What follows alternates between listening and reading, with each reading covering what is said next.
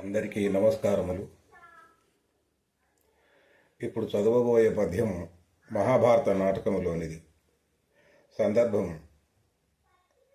కురుక్షేత్ర రణరంగములో కర్ణుని రథము భూమిలో దిగబడుతుంది. అతడు పైకి లేవనెత్తుతున్నాడు. అర్జునుడు బాణం సంధిస్తున్నాడు. అర్జున, నా యొక్క రథము భూమిలో దిగబడిపోయినందున నేను లేపుతున్నప్పుడు నీ వస్త్రములు వేయుట యుద్ధ ధర్మము కాదు కదా అంటాడు. అనగానే కృష్ణుడు, కర్ణ ఏమంటివి? లక్కమేడను గాల్చె సృక్కడం పగజోచునాడు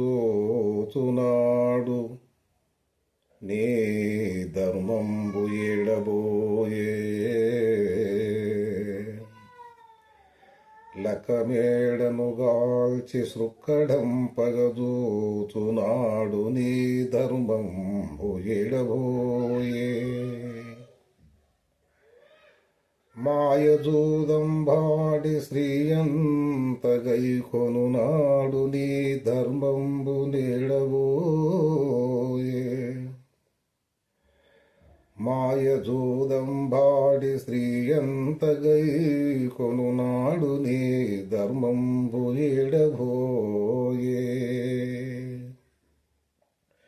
గొంకక ద్రౌపది కోకలన్ విడదీయునాడు నీ ధర్మంబు ఎడబోయే. గొంకక ద్రౌపది కోకలల్ విడదీయునాడు నీ ధర్మంబు ఏడబోయే.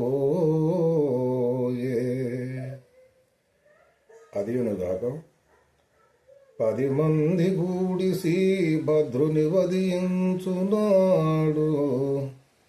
10 మంది గూడిసి భద్రుని వధించునాడు నీ ధర్మంబు ఏడబోయే.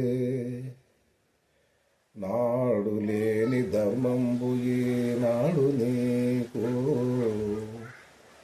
నాడు లేని ధర్మంబు ఈనాడు నీకు.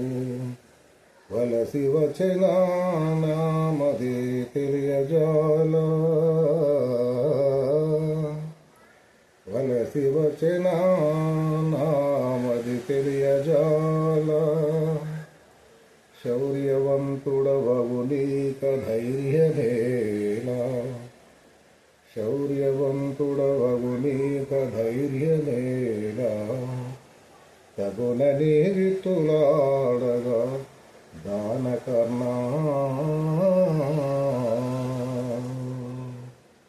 తగునని విత్తులాడగా దానకర్ణ.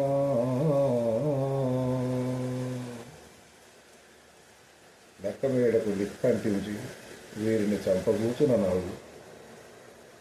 మాయజూధములో వీరి సంపదనంతా కొల్లగొట్టిననాడు. నిండు సభలో ద్రౌపదిని అవమానపరుపగూచుననాడు. అనేక మంది ఏకమై అధర్మ యుద్ధముతో అభిమన్యుని వధించిననాడు. ఈ ధర్మము గొప్పకు రాలిన కన్నా ఇప్పుడు కావలసి వచ్చినదా?